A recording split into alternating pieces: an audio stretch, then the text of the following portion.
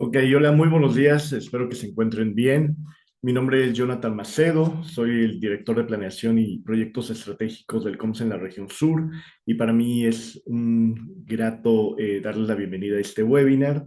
Se van a ir integrando seguramente más compañeros durante este arranque y para mí es un gusto también darle la bienvenida a la licenciada Emma Sofía de Grupo Calten, que, bueno, son socios estratégicos, obviamente, de nuestro consejo, con quienes hemos hecho una muy buena sinergia, y más justamente en este webinar, que creo que es un tema sumamente importante e interesante de entender lo que son las operaciones virtuales. Creo que muchas veces las empresas tal vez no aprovechan ese tipo también de operaciones que nos permite la autoridad de tener incluso de mover mercancía entre empresas del mismo grupo o hacer este movimiento precisamente logístico y también la importancia precisamente de tener correctamente documentado todo ese tipo de procesos, ¿no? Evitar cualquier tipo de situación cuando la autoridad nos haga algún tipo de revisión y creo que van a quedar en excelentes manos porque obviamente es una gran especialista en este tema, así que les doy la más cordial bienvenida al webinar, espero que lo aprovechen al máximo, aprovechen a sacar todas sus dudas que puedan tener respecto a este tema y bueno, tengo el gusto de conocer a Emma ya de algún tiempo y sé que tiene toda la disposición también de apoyarlos en todas las situaciones, dudas que puedan generarse durante este curso. Así que bienvenidos, les deseo mucho éxito y Emma, en verdad, como siempre, un gusto recibirte, el agradecerte también tu tiempo y disposición de platicar y compartir también parte de tu experiencia con nuestros socios y con todas estas personas que están interesadas en profundizar un poco más en las operaciones de comercio exterior. Así que, Emma, bienvenida y te cedo el micrófono. Muchísimas gracias, Jonathan, por pues, tanta flor y las presentaciones. Les agradezco mucho, ¿no? A todos, a Conce por tomarnos siempre en cuenta, ¿no? Pues, porque hemos desarrollado a la par este webinar que ya tenemos casi 2 años con él, entonces, pues creo que ha sido una muy buena manera de mantenernos en contacto con la gente y que podamos entre todos revisar temas pues que al final nos impactan en el comercio exterior, ¿no? La idea tanto de Comce como de nosotros en Calten es poder ayudar a empresas a tener cada vez más operaciones de más operaciones de comercio exterior que sean exitosas y que pues hagan que nuestra economía, pero también nuestras empresas crezcan, ¿no? Entonces, pues bueno, si no tienen inconveniente, vamos a comenzar. Este es un tema muy interesante, a mí me gusta mucho. Evidentemente, pues, como ya saben, este webinar pues es más o menos de cuando mucho 1 hora, y entonces pues en este tiempo pues no nos va a dar, no hay manera, ¿no? De profundizar tanto en el tema, pero sí vamos a poder ver generalidades y puntos a tener en cuenta, ¿no? Que es una de las características de Calten y de Comce, ¿no? Que sí, tener como todo el sustento legal, por supuesto, eso es importante, pero sobre todo tener una visión más operativa, ¿no? Porque al final es lo que vamos a estar haciendo, es el día a día y es lo que como usuarios del comercio exterior pues requerimos, ¿no? Tener poder aterrizar todo aquello que la ley o la autoridad nos plantea a cómo lo vamos a utilizar dentro de nuestras empresas y dentro de nuestras operaciones de comercio exterior. Incluso cuando son, o más aún cuando son temas tan técnicos como es el caso de las operaciones virtuales. Y bueno, antes de empezar, nada más quería agradecer también a Sedeco Tlaxcala, que siempre pues nos tiene ahí presentes, ¿no? Y muchas gracias, Nancy. Y que siempre se conecta y está aquí, ¿no? En los webinars también participando. Entonces, pues bueno, vamos a dar inicio. Como les decía, el tema es operaciones virtuales, generalidades y puntos a tener en cuenta. ¿Qué vamos a ver en este temario el día de hoy? Bueno, pues básicamente 5 puntos, ¿no? El primero es la definición de las operaciones virtuales y su fundamento legal. El segundo, quiénes podemos hacer uso de las operaciones virtuales. Tercer punto, características, claves de pedimento y plazos. ¿Por qué? Pues porque eso es básicamente la carnita, ¿no? De lo importante de las operaciones virtuales. Cuatro, principales problemáticas, porque si bien es cierto, es un tipo de operaciones que nos puede dar muchos beneficios, pues también tenemos algunos temas que hay que considerar, algunos puntos que hay que considerar para que pues no nos cause un problema realmente, ¿no? Y cinco, pues conclusiones finales, ¿sale? Dentro de todo el desarrollo del webinar, si alguien tiene alguna duda, puede pues, levantar la mano, abrir su micro o bien utilizar el chat para podernos externar esta duda o comentario que tenga y pues con mucho gusto no lo atenderemos. Perfecto, entonces dando inicio con el primer tema, vamos a ver qué son las operaciones virtuales. Básicamente, una operación virtual es aquella en la que la mercancía no se va a presentar físicamente en una aduana, ¿sale? Normalmente, cuando tenemos una importación o una exportación, la mercancía llega a la aduana en tipo de transporte, normalmente pues, es transporte terrestre, ¿no? Y cruza, ¿no? Físicamente el la garita o la caseta, ¿no? Donde está físicamente la persona que va a hacer la función de hacernos esta operación, ¿no? De importación o de exportación.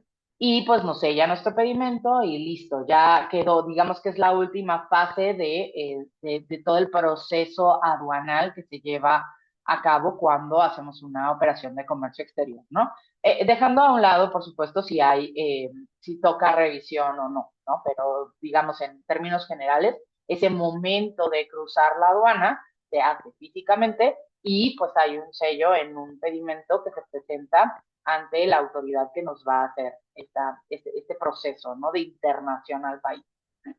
En una operación virtual, esto no sucede como tal, ¿sale? Es una operación o es un procedimiento legal a sustento, pero es a una transferencia de mercancía, ¿sale? Se hace de manera documental, no física, ¿ok? Y esto, pues, definitivamente cambia por completo la definición de lo que tenemos como importación y exportación o una operación aduanal, ¿no? ¿Por qué? Pues porque, les digo, normalmente tenemos en mente que el material va a ingresar físicamente en una aduana, ¿no? O va a salir físicamente de una aduana. En este caso, no, el material no se presenta, solamente se presentan documentos y es el agente aduanal quien hace todo el procedimiento ante la autoridad para dar sustento a una transferencia nacional de mercancía, ¿vale? ¿Por qué es que se dan este tipo de operaciones? Pues porque es una manera de eficientar tanto costos como tiempos que la autoridad prevé que pueda existir y que pues nos da la facilidad a algunas personas, ya lo veremos más adelante, quiénes son estos sujetos que pueden llevar a cabo operaciones virtuales, porque no es una operación que esté abierta a cualquier empresa, tiene que haber algunas, eh, algunos supuestos que se deben de cumplir para que esto pueda llevarse a cabo, ¿no? Pero este es un procedimiento que le da legalidad a esta transferencia nacional de mercancías para eficientar la logística y los costos de una operación que está prevista y que ya lo vamos a ver dependiendo de los supuestos que amparan este tipo de operaciones, que tienen mucha lógica, ¿no? De que existan este tipo de operaciones.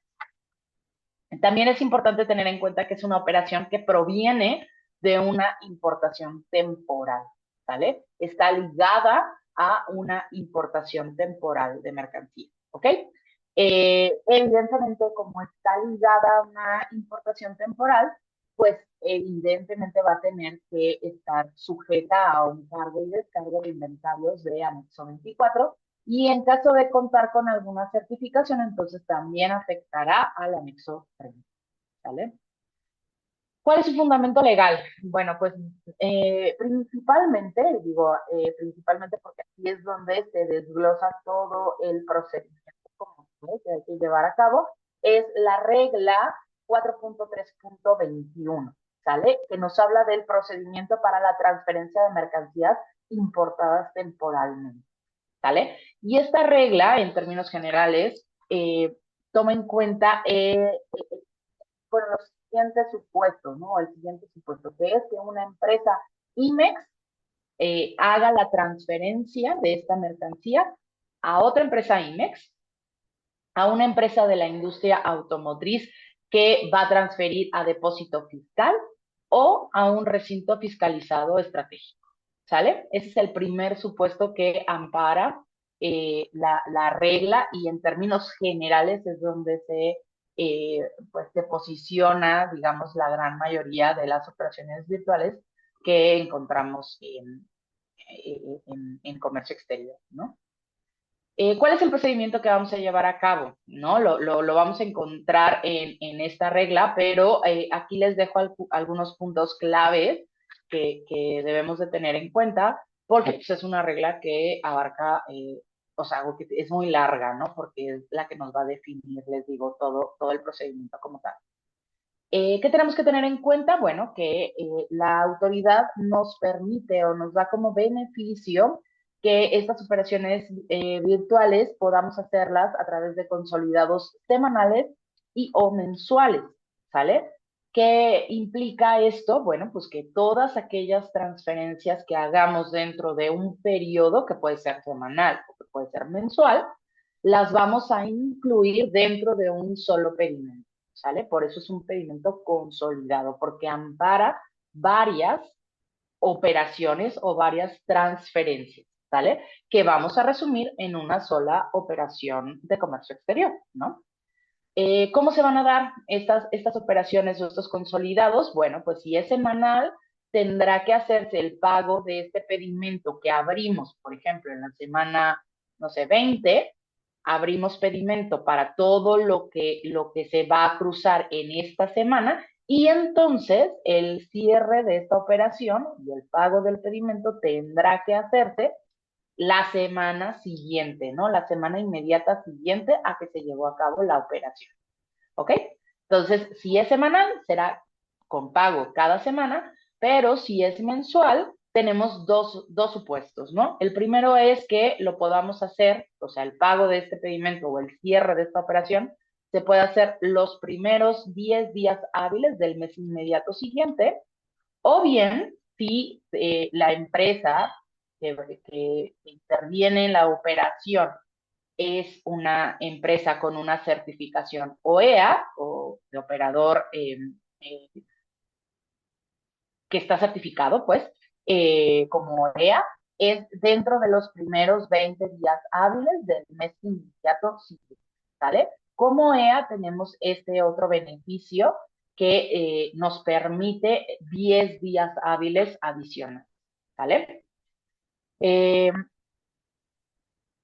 La apertura del pedimento tendrá que hacerse en el momento en el que se da la primera operación del mes en curso, o bien la realidad es que en la práctica casi todos los agentes aduanales y las empresas que manejan este tipo de operaciones lo hacemos en el inicio del mes, ¿no? Prácticamente el primero o segundo día hábil del mes estamos haciendo las aperturas de todas las operaciones virtuales que vayamos a tener y se van relacionando a pues, estas operaciones que físicamente vamos a llevar a cabo con estas transferencias que vamos a hacer entre las empresas que intervienen en la operación, ¿no? ¿Qué otra cosa tenemos que tener en cuenta? Bueno, pues que la empresa que transfiere tendrá que incluir en su CFDI, en el apartado de leyendas fiscales, el número de programa IMEX que le corresponde, ¿vale? ¿Qué otra cosa tenemos que tener en cuenta? Bueno, que la transmisión y pago extemporáneo se puede hacer siempre y cuando suceda este pago extemporáneo dentro de los 6 meses siguientes a efectuada la transferencia. ¿Ok? ¿Qué nos quiere decir esto? Que si por alguna razón no pudimos hacer el cierre en los días que nos permite la autoridad hacerlo, como ya lo habíamos visto, los 10 o los 20 primeros días hábiles del mes, y lo hacemos de manera posterior a este plazo o a este tiempo, tenemos hasta 6 meses para efectuar dicha transferencia, ¿vale? Eh, ¿Qué pasa si nos vamos a más de 6 meses? Bueno, pues entonces no podrá ser una importación o una exportación virtual, sino más bien tendrá que hacerse un cambio de régimen, ¿sale? Y entonces, pues, tanto pagar los impuestos que tengan que pagar como una operación definitiva, pero además, dar cumplimiento, ¿no? A toda la normativa que aplica. Además, no podemos tener una solicitud expresa de comprobación de dicha transferencia, ¿no? En el caso en el que ya tengamos una solicitud de comprobación, pues entonces ya no será posible hacer esa transferencia de mercancías extemporánea. Y además tenemos que hacerla pagando la multa correspondiente por pago extemporáneo, ¿ok? También tenemos que ubicar que como es un beneficio el hecho de poder hacer operaciones virtuales consolidadas, pues va a tener ciertos requisitos, ¿no? Y el primero es que debemos de cumplir el total de los envíos, deberá de ser máximo con los pesos y dimensiones máximas que aplique para el tipo de transporte que vamos a declarar, ¿no? En este caso, si es transporte carretero, bueno, pues será las pesos y dimensiones máximas que contempla la NOM 012, ¿no? Si es un transporte ferroviario, pues entonces lo máximo que podrá incluir cada una de las operaciones será un furgón o un carro de ferrocarril. ¿Y por qué? Pues porque esto le va a dar también materialidad y sentido a la operación virtual, ¿no? No podemos decir que el material que vamos a incluir en una operación virtual pues sea mayor a lo que ya sabemos que podemos cargar en un transporte terrestre, ¿no? Entonces, tiene toda la lógica del mundo que nos limite, ¿no? Esta operación virtual a cumplir con esos máximos, ¿no? ¿Qué es lo que sucedería si nos pasamos de estos pesos y dimensiones máximas? Pues entonces tendremos que hacer una siguiente operación virtual, ¿vale? Hacer un corte a determinados días del mes y incluir una apertura adicional para el siguiente material o los siguientes envíos que hagamos que correspondan a la operación, ¿no? Eh, ¿Qué otra cosa tenemos que tener en cuenta? Bueno, pues que la empresa IMEX que recibe la transferencia, o sea, que va a recibir el material, está obligada o deberá tener en mente que tiene que retornar ese material al extranjero o importar definitivamente una vez que ya sepa que no lo va a exportar o bien que llegue a término el plazo de permanencia que tenemos autorizado para este tipo de operaciones, o si es que se pasara, pues regularizar, ¿vale? Adicional, se deberá cumplir con que estas transferencias que se hagan deben de estar incluidas en el anexo 24. ¿Por qué? Pues porque al final vienen o están incluidas en este espectro de operaciones de comercio exterior, ¿sale? Y forman parte del control que debemos de llevar de nuestro anexo 24 para cuando pues, somos una empresa que está haciendo importaciones temporales, ¿ok? Tenemos que tener en cuenta que la operación deberá de ir amparada por un CFDI que avale, ¿no? La operación, que avale la transferencia, ¿ok? Eh, También es muy importante tener en mente que para dar materialidad a la operación, y eso lo vamos a ver más adelante, pero necesitamos tener los comprobantes de que esta transferencia realmente fue efectuada. ¿Y qué es lo que vamos a poder incluir como parte del expediente de comercio exterior y que va a soportar que esta transferencia realmente se haya efectuado? Pues el comprobante del transporte o el recibo o prueba de entrega de la mercancía, ¿vale? Que vamos a transferir. Y por último, pero no por ello menos importante, debe de cumplirse el proceso de elaboración, transformación o reparación para el cual fue importado de manera temporal antes de hacerse la transferencia. ¿Ok? O sea, debe de estar destinado o pensado para lo, más bien, debe de llevarse a cabo lo que fue pensado o para lo que fue portado de manera temporal. ¿Vale? ¿Hasta aquí hay alguna duda del fundamento, digamos, primordial de las operaciones virtuales y de su definición?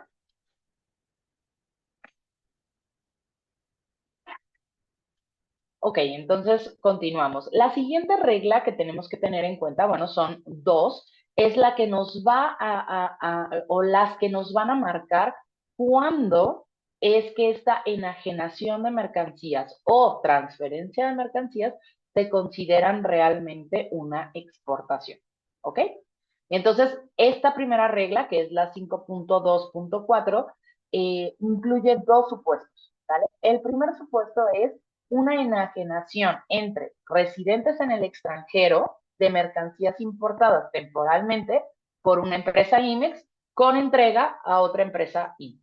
¿Sale? Esto es una venta que sucede en el extranjero entre empresas extranjeras, pero en donde interviene, básicamente está muy relacionado con procesos de maquila, ¿no? Entonces, la compraventa se da entre residentes en el extranjero, pero quien realmente va a hacer la transformación, elaboración o reparación es una empresa IMEX y por alguna razón, puede ser porque sea parte de la compraventa o puede ser por algún proceso de submaquila, se lo va a transferir o se lo va a entregar a otra empresa con programa IMEX o de la industria automotriz terminal o manufacturera de vehículos de autotransporte o de autopartes para introducción a depósito fiscal. ¿Vale? Entonces, en este primer supuesto tenemos a dos entes en el extranjero y dos entes en territorio nacional, pero que son empresas IMEX, ¿vale? El siguiente supuesto es una enajenación de mercancías importadas temporalmente por una empresa IMEX a un residente en el extranjero con entrega en territorio nacional.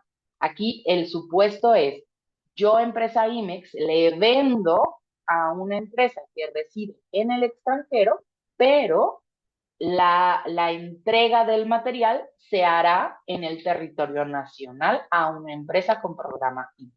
¿Vale? Entonces, la operación, digamos, es muy similar al supuesto anterior, sin embargo, en esta ocasión solo interviene un extranjero porque la IMEX es quien va a hacer la venta al extranjero, ¿vale? Entonces, ¿por qué es que existen, o este es el fundamento principal del por qué existen las operaciones virtuales?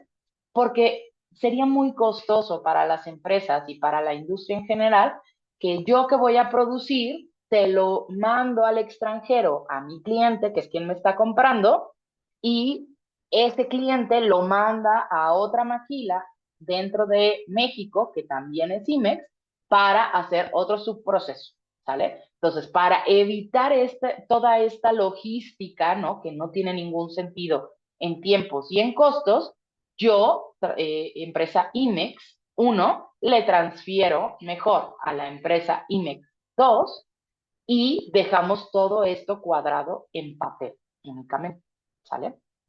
Entonces, eso es lo que la autoridad entiende por la situación que vive nuestro país, ¿no? Que somos un país maquilador, y dice, ok, te permito hacer este tipo de operaciones en donde te voy a facilitar, tanto en tiempos como en costos, este tipo de operaciones, que además al país, pues, le conviene, ¿no? ¿Por qué? Pues porque es fuente de empleo y porque, pues, es crecimiento, ¿no? Para el país, porque son dos empresas que se dedican a la industria básicamente, ¿no?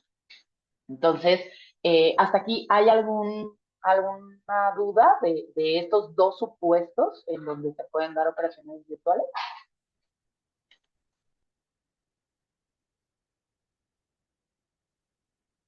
Ok, entonces vamos al siguiente fundamento legal, que sería la regla 5.2.5, que nos habla de una enajenación, pero sobre todo de una transferencia de mercancías que también pueden ser exportadas. Y esta regla nos contempla otros tres supuestos, ¿ok? El primero es una transferencia de mercancías importadas temporalmente por una empresa IMEX a otra empresa IMEX, ¿ok? ¿Cuál es la diferencia? Es que aquí no hay una enajenación con el extranjero, ¿vale? Simple y sencillamente es, yo como empresa IMEX importo mi materia prima, yo le voy a hacer un proceso y se la transfiero a otra empresa IMEX que hará otro proceso, ¿sale? Bueno, puede ser IMEX, puede ser ESEX o puede ser recinto fiscalizado estratégico, ¿sale? A ver, tenemos algo en el chat. Sí, Noemí, vamos a compartir la presentación. Yo creo que el día de mañana les haremos llegar al correo donde se registraron.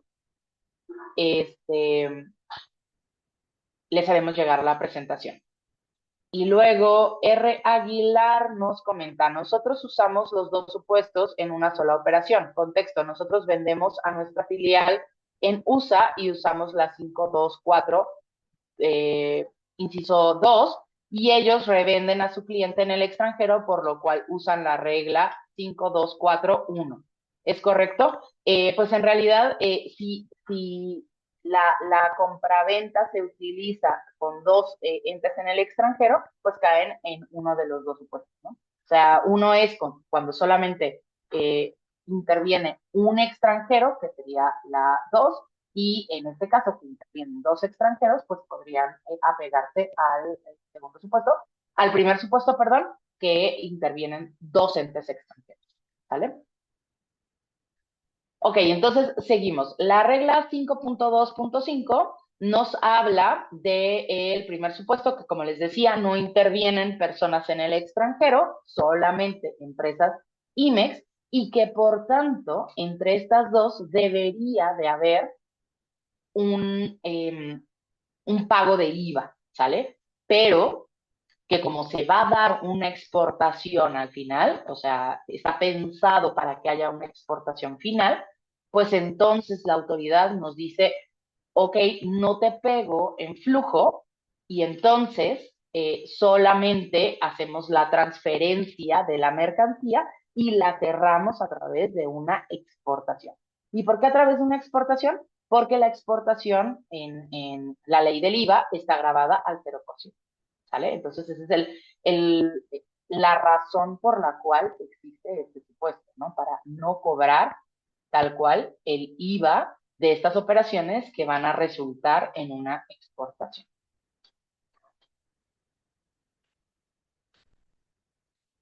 Nosotros usamos, ajá, es que para nosotros aplicar una y al siguiente otra. Se puede declarar en las dos operaciones. Hay que tener en cuenta que en una operación virtual suceden las dos operaciones de manera simultánea. De hecho, eso lo vamos a ver en un momento y a lo mejor eso aclara un poco más la duda. Eh, R. Aguilar, pero al final se puede declarar el mismo supuesto en ambas operaciones, porque en ambas operaciones están dándose el caso de intervenir dos entes en el extranjero, ¿sale? Pero bueno, al final, digo, esto al ser tan técnico, tiene que llevar una validación también por los agentes aduanales. Entonces, si ustedes lo están manejando de esta forma y ambos agentes aduanales están de acuerdo con esta postura, pues digo, no hay un error, ¿no? O sea, al final tú le estás vendiendo al extranjero y el otro extranjero le está transfiriendo la mercancía a otra isla. Entonces, eh, pues tendrían que revisar con el agente aduanal, pero desde mi perspectiva, lo correcto sería el supuesto número 1 de la 524. Sí, ya comentamos que al final, bueno, máximo el día de mañana les estaremos haciendo llegar la presentación, ¿vale? Entonces, bueno, ese es el primer supuesto. El siguiente supuesto, o el supuesto número 2 de la 525, se refiere a una enajenación de mercancías que realicen proveedores nacionales a residentes en el extranjero. ¿Vale? Aquí ya se va poniendo más interesante la cosa. ¿Por qué? Porque habla de una empresa que tenga material nacional o que haya importado de manera temporal o que ya lo haya importado de manera definitiva y que lo va a vender a un residente en el extranjero, pero que la entrega física del material se hará a una empresa con programa IMEX, industria automotriz, o recinto fiscalizado estratégico. ¿Vale? Entonces, esto en un esquema nos marca que el proveedor nacional, con su mercancía ya nacional, lo va a vender al extranjero y entonces ahí hay una enajenación al extranjero, por lo que corresponde o aplica una exportación, pero que va a entregar a una empresa que tiene un programa IMEX activo y que entonces puede acceder a este tipo de operaciones. ¿Sale? Entonces, en este supuesto, el proveedor nacional le vende al extranjero sin un IVA, porque ahí representaría un costo para el comprador en el extranjero, porque no van a poder deducir este IVA, y le hace la entrega a la empresa con programa IMEX en territorio nacional. ¿Ok?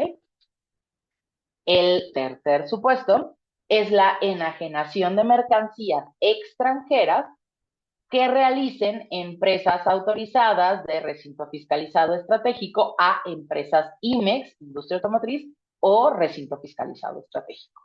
¿Sale? Es una importación que se hizo a través de un recinto fiscalizado estratégico o de una clave que corresponda a recinto fiscalizado estratégico y se va a transferir a una empresa IMEX, industria automotriz, o a otra empresa que va a estar dentro de un régimen también de recinto fiscalizado. ¿Vale? Entonces, con esto tendríamos los 5 supuestos en los cuales podemos caer en una operación virtual. ¿Sale?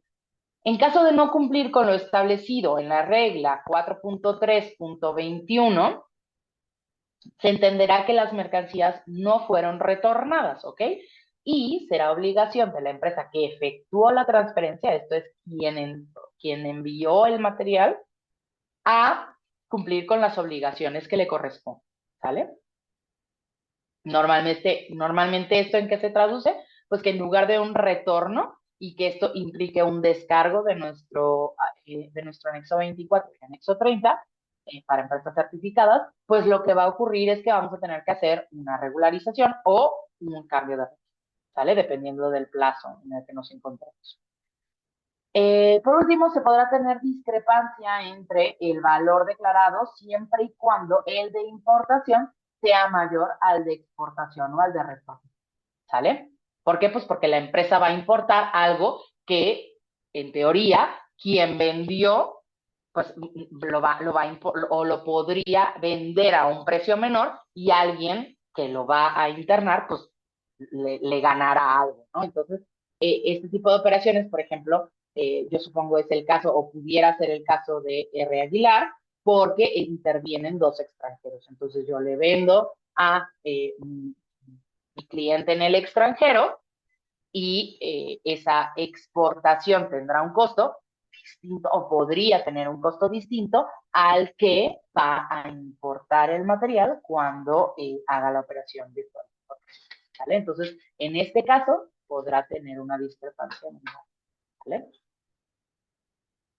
Por último, de las reglas que tenemos que tener en mente como fundamento legal de este tipo de operaciones es la 5.2.6. ¿Por qué? Porque aquí es donde nos va a indicar cuáles son los requisitos que debe de cumplir nuestro CFDI o nuestro documento equivalente.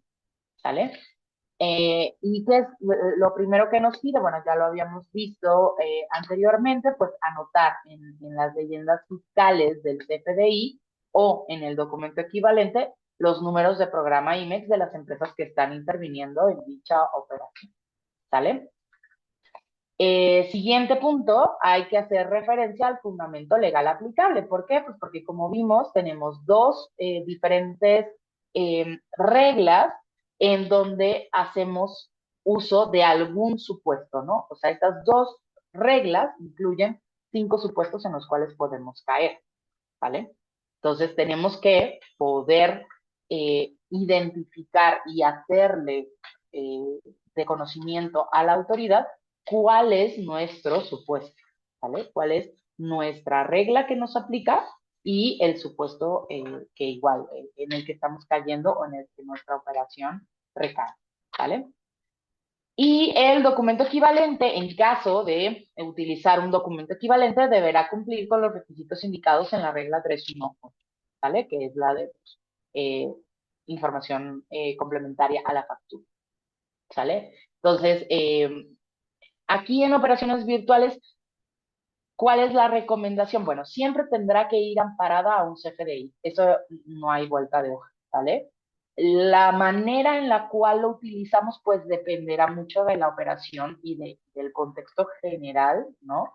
De la operación que vamos a tener, ¿no? Porque pudiera ser un CFDI de ingreso, pudiera ser un CFDI de traslado, o pudiéramos utilizar un documento equivalente en donde pongamos toda la información y únicamente señalar como parte de las observaciones generales del pedimento el CFDI al cual se va a relacionar, ¿vale? Sobre todo en aquellos casos en los cuales la facturación de este tipo de operaciones se da de manera posterior al cierre de, de la operación virtual, ¿vale? Ahora, ¿quiénes pueden realizar este tipo de operaciones? Pues básicamente, como ya lo vimos, empresas IMEX, empresas de la industria automotriz que van a transferir a depósito fiscal, empresas con autorización de recinto fiscalizado estratégico o proveedor nacional, pero cumpliendo con el supuesto que le aplica, ¿no? Que es tener una venta al extranjero con entrega a una empresa IMEX o industria automotriz o recinto fiscalizado estratégico, ¿sale?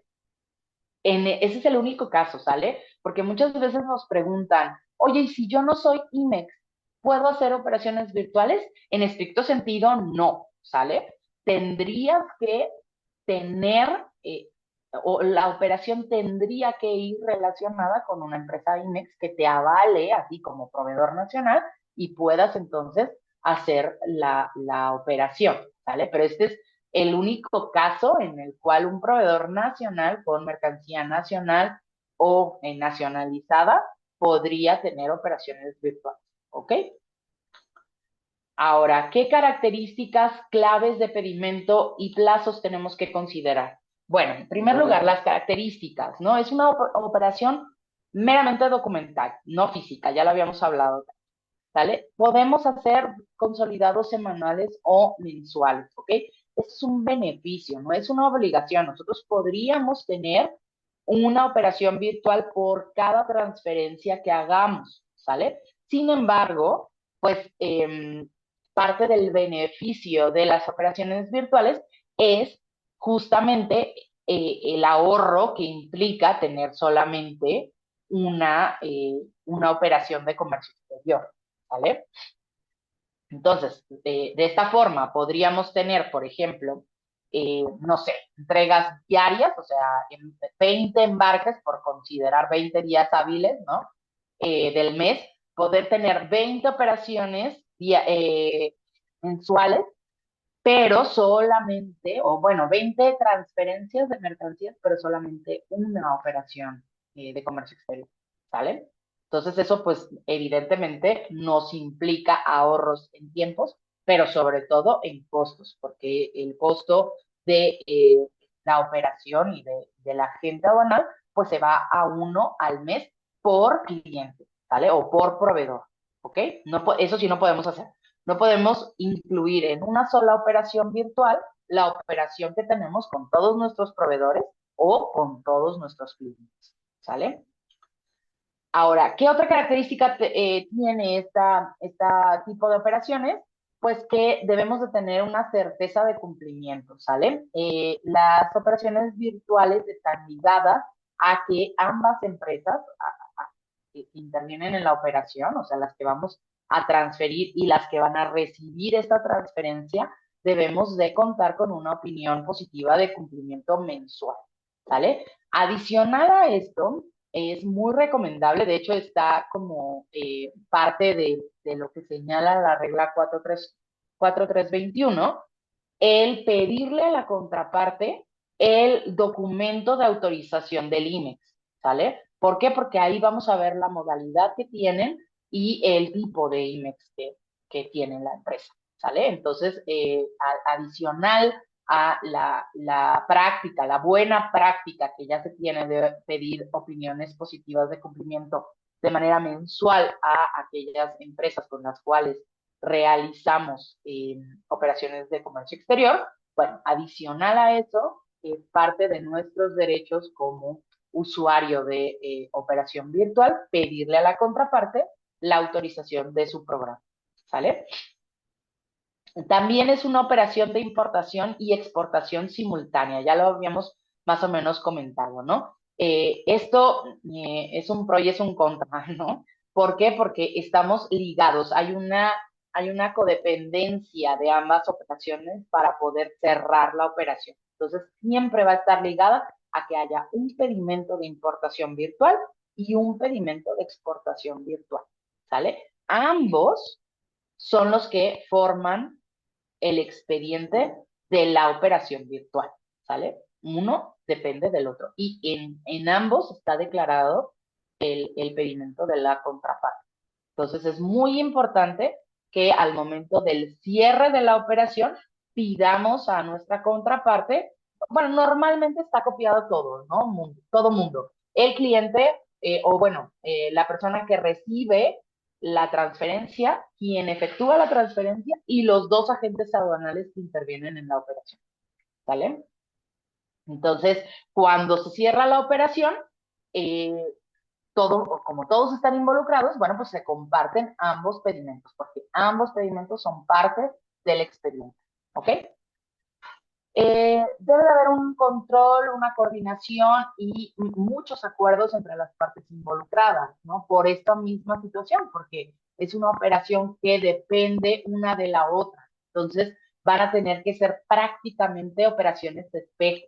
Entonces, tienen que ponerse de acuerdo, pues, tanto las partes involucradas en la transferencia como ambos agentes aduanales. Entonces, muchas veces al principio, sobre todo de las operaciones o cuando tenemos productos o insumos nuevos, tenemos ahí mucha actividad de coordinación y de ponernos de acuerdo entre todas las partes porque tenemos que cuadrar esta operación desde todas las perspectivas, ¿sale? Y por último, pues que este tipo de operaciones implica forzosamente para que pueda considerarse como válida una carga, una descarga y un control del anexo 24, ¿sabe? ¿Sale? Sobre todo hay que tener muy en cuenta porque es muy normal ver discrepancias en distintas formas de ver la operación, sobre todo en las fechas, ¿vale? ¿Por qué? Porque normalmente se toma en la fecha de pago del pedimento como fecha en la cual empezamos a contabilizar los plazos. Sin embargo, en estas operaciones hay que tener en cuenta que la fecha de pago va a ser posterior a la fecha en la que ingresó el material a los sistemas de las empresas y a la producción, ¿no? Entonces, muchas veces este gap entre la fecha de entrada o la fecha de recibo del material y la fecha de pago nos puede afectar, ¿sale? Entonces, hay casos, hay operaciones que en muchos sentidos se tiene que tomar no solo en cuenta la fecha de pago, sino la fecha de entrada o bien la fecha de la factura que ampara la operación. A ver, aquí tenemos otra duda. Araceli Reyes, en las operaciones virtuales se puede descargar en anexo 24 por fecha factura. ¿Hay una base legal para tomar fecha factura? Sí, Araceli, se puede utilizar la fecha de la factura, efectivamente. ¿Sale? El sustento legal es la misma 4321 y déjame revisar si hay algún otro punto en particular donde se mencione esto, pero en la 4321 sí se menciona la fecha de pago, digo, la fecha de la factura. ¿Vale? Entonces, muchos sistemas, de hecho, de control de inventarios de anexo 24 y anexo 30 te dan la posibilidad desde la programación de tomar para operaciones virtuales la fecha de la factura, ¿sale? Pero bueno, eso es parte de las características de este tipo de operaciones, en donde tenemos que tener este tipo de sensibilización para distintos casos, ¿no? Y que puede aplicar para un proveedor, pero no necesariamente para otro o para otro cliente. ¿Vale? ¿De qué, Araceli? Ahora, ¿qué claves de pedimento vamos a considerar en las operaciones virtuales? Bueno, básicamente hay varias, sin embargo, la gran mayoría de las caer en esta clave, ¿vale? La primera que contempla el anexo 22 de las reglas generales es la G9, que es una transferencia de recinto fiscalizado estratégico a importación definitiva. Básicamente un retiro virtual de un recinto fiscalizado estratégico a una importación definitiva, ¿vale?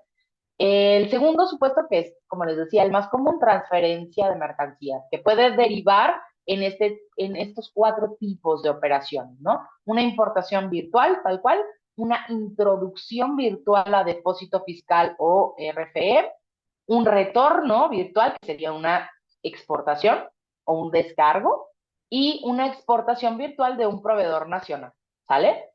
Para estos cuatro tipos de operaciones vamos a aplicar un ¿ok? El B2 es una transferencia de mercancías importadas con cuenta aduanera. En caso de que, para terminar de complicar, ¿verdad? Hayamos hecho una importación con cuenta aduanera, bueno, pues en lugar de hacer B1, tendremos que aplicar un B2, ¿sale? El B5 es una operación sumamente compleja que se da entre empresas de transferencia de mercancías entre empresas certificadas, ¿vale?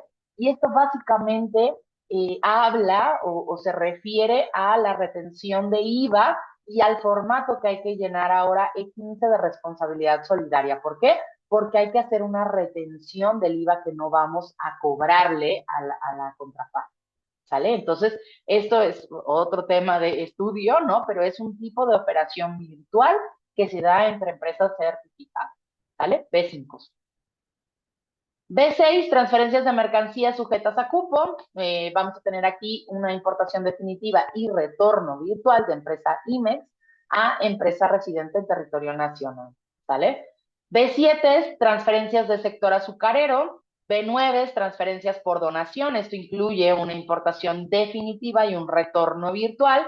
Y está considerado para desperdicios, máquinas o equipos obsoletos donados por empresas IMEX.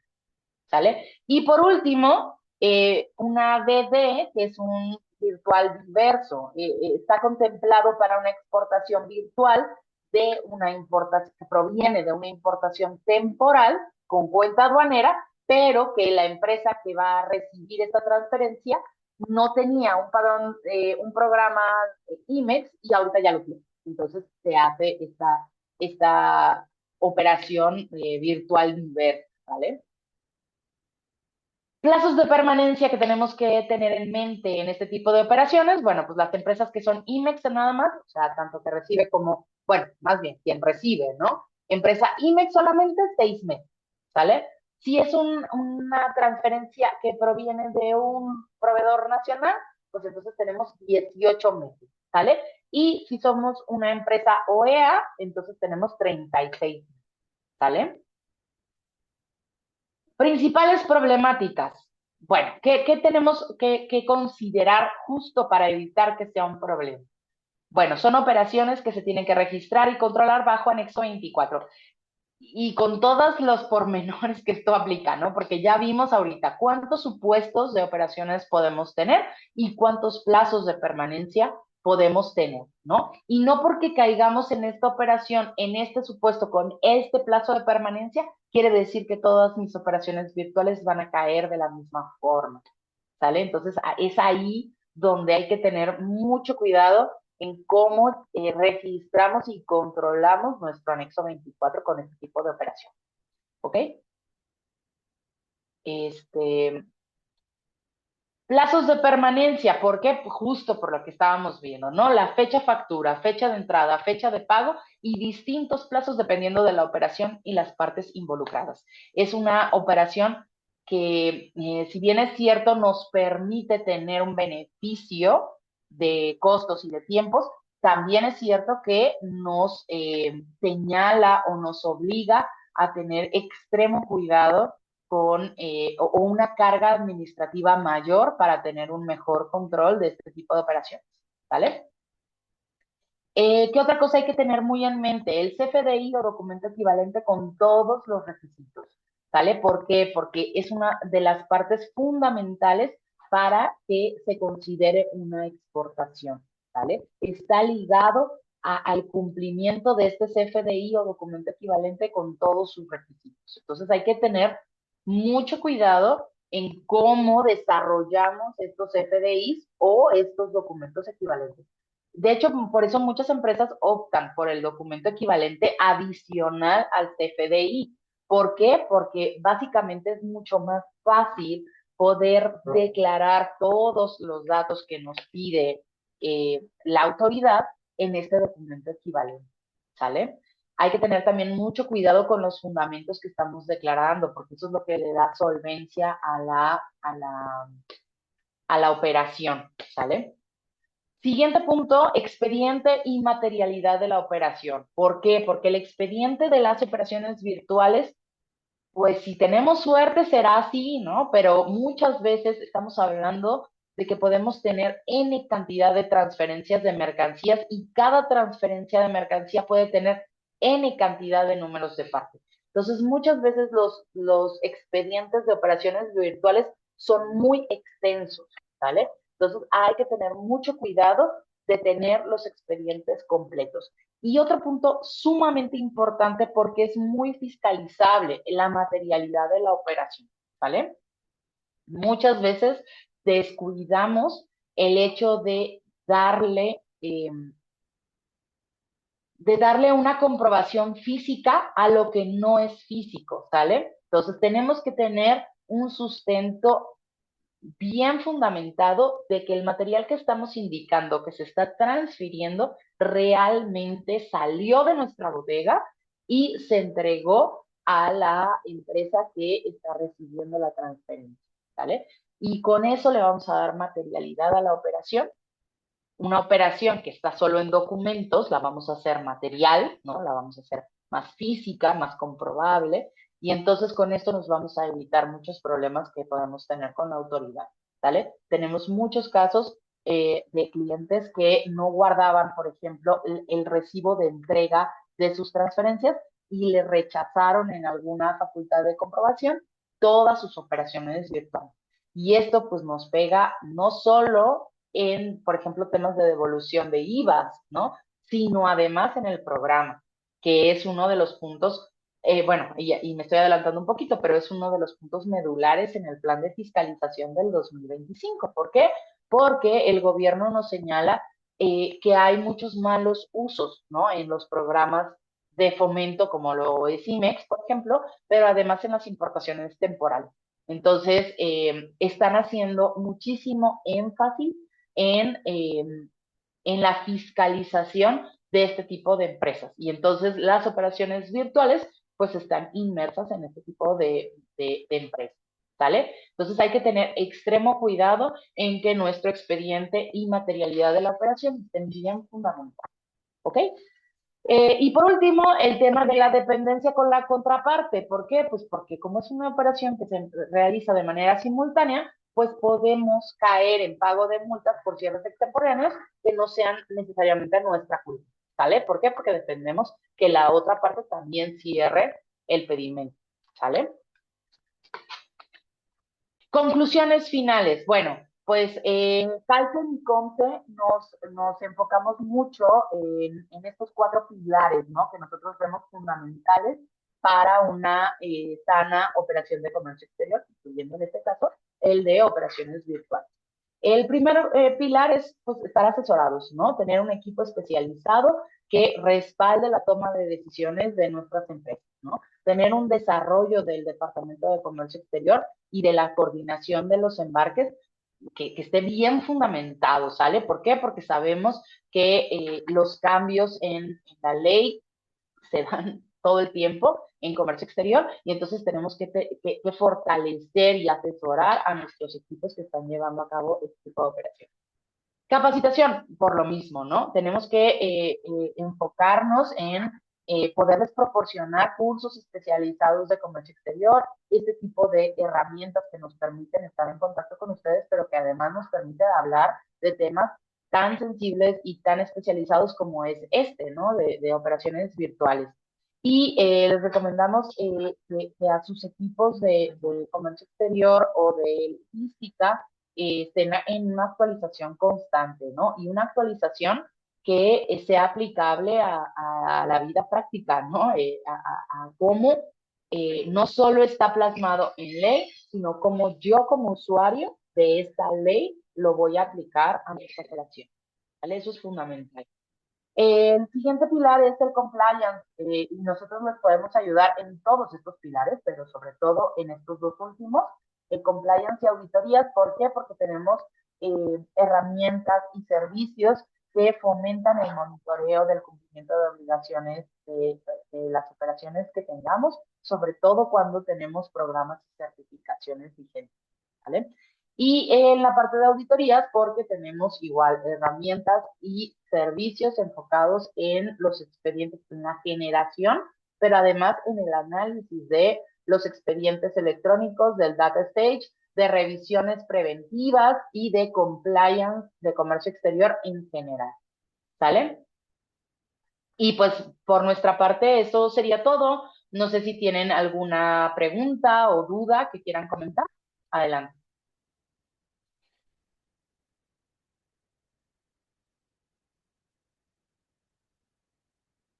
Aquí les dejo mis datos. Este es mi correo y mi celular personal por si alguien gusta enviarnos alguna duda o quiere que revisemos algún servicio que podamos trabajar de manera conjunta. Estamos a sus órdenes.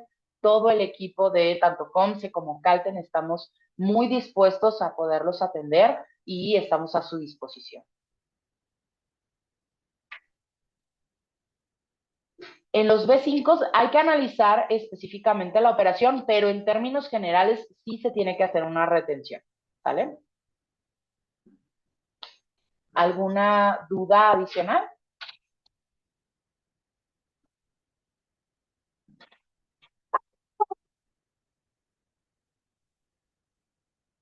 ¿Qué pasa cuando hay discrepancias en la entrega de materiales?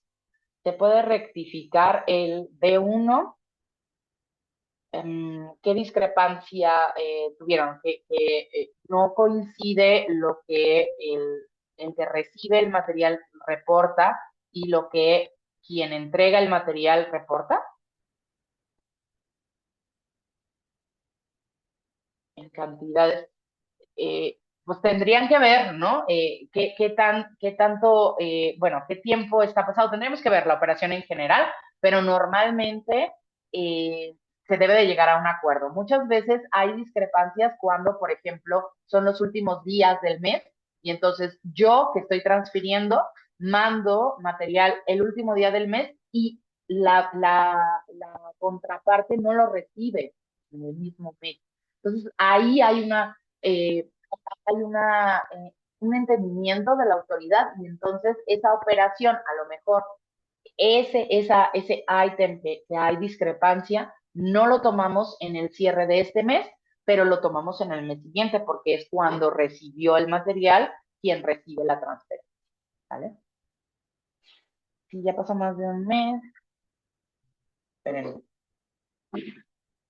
A ver, siguiente duda. Si un virtual no se cierra dentro de los 6 meses, ¿qué repercusiones podría tener la empresa? Pues tiene que hacer una regularización, básicamente, ¿no? Hacer un cambio de régimen y regularizar, ¿sale? Pagar todas las, bueno, cumplir con todas las obligaciones que se tengan de dicha operación. Si ya pasó más de un mes, la diferencia se tiene que regularizar.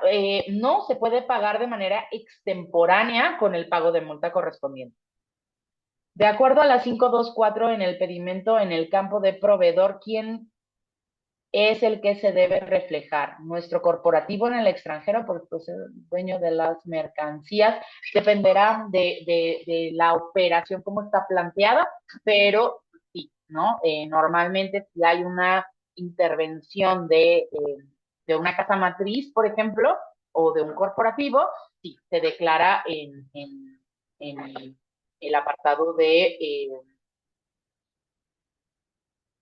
no, de proveedor, no, de cliente. Bueno, de proveedor para quien recibe la mercancía, pudiera ser. Hay que ver, ¿no? La operación en general, si gustas mandarnos un correo, lo podemos revisar ya con todos los elementos de la operación. ¿Qué se tendría que hacer si en las facturas viene otra regla del fundamento legal que no corresponde a la operación? Tendrías que cambiarlo, ¿sale? Siempre hay que tener muy bien fundamentadas las facturas, ¿ok? ¿Puede compartir la presentación? Sí, claro que sí se va a compartir. El corporativo en el extranjero del proveedor, la IMEX que entrega la mercancía. Muchas veces, como no tenemos tantos campos, ¿no? Y en una operación en la que intervienen dos entes en el extranjero y dos empresas IMEX, se declara en el área de observaciones, cómo está toda la operación. Entonces se dice, venta de tal residente en el extranjero a tal residente en el extranjero con entrega a tal empresa india, ¿vale? Hay que ver el caso, pero normalmente si es que hay muchas partes involucradas, eso más bien se puntualiza en el área de observación. Gracias. Pues bueno, creo que ya son todas las dudas. Insisto, si alguien tiene una duda en particular y quiere que la revisemos, con mucho gusto, aquí están mis datos, ese es mi correo y ese es mi celular personal y estoy a sus órdenes. Muchísimas gracias.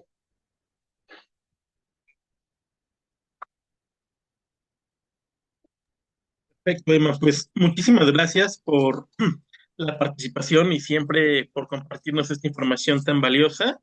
Y bueno, tenemos aquí también levantada la mano de Nancy desde Eco Tlaxcala. Adelante, Nancy.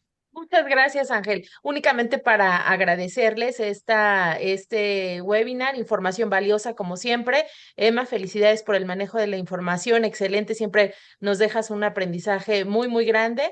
Y bueno, pues comentarles a todos que también aquí en la Secretaría de Desarrollo Económico estamos para servirles en lo que se requiera para todas aquellas empresas que están en el estado de Tlaxcala.